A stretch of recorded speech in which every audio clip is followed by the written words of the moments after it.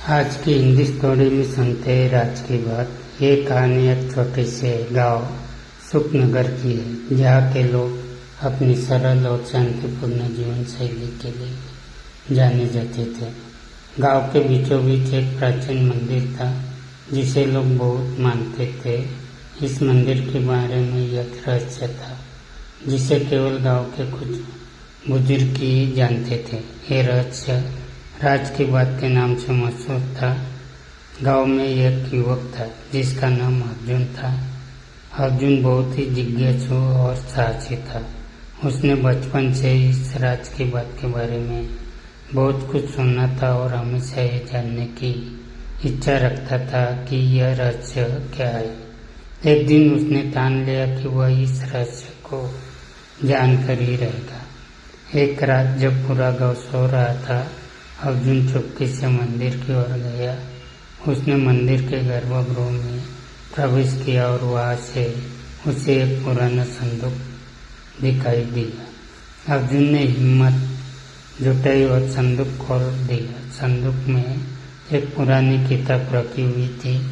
किताब के पहले पृष्ठ पर लिखा था, यह राज की बात है, जो इसे जानने की कोशिश करेगा उसे इसका मूल्य चुकाना पड़ेगा।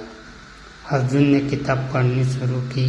किताब में लिखा था कि इस गांव में सैकड़ों साल पहले एक महान राजा राज करता था, जिसका नाम राजा विक्रम था। राजा विक्रम ने अपनी प्रजा की भलाई के लिए यह चमत्कारी खजाना मंदिर के गर्भगृह में छिपा दिया था, लेकिन उसने यह भी लिखा था कि इस खजाने की रक्षा एक शक्तिशाली मन द्वारा की गई है, जो केवल सच्चे और साहसी व्यक्ति ही खोल सकते हैं।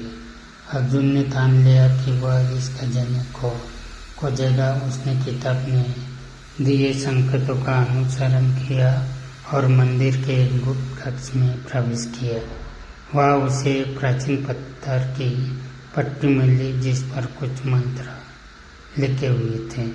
अर्जुन ने उन मंत्रों का उच्चारण किया और अचानक से एक चमकीली रोशनी फैली।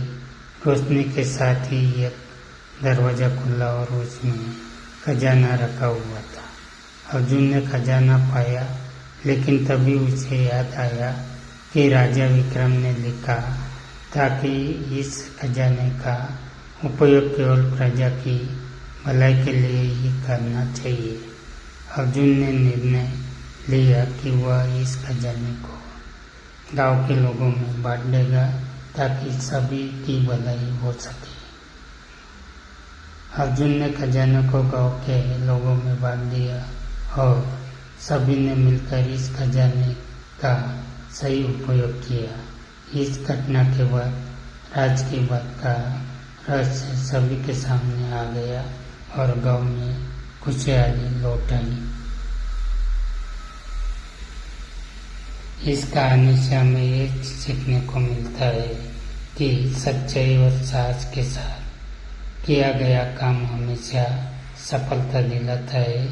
अगर आपको ये कहानी पसंद आई हो तो कृपया हमारे चैनल को लाइक, शेयर और सब्सक्राइब करें और हमारे साथ और भी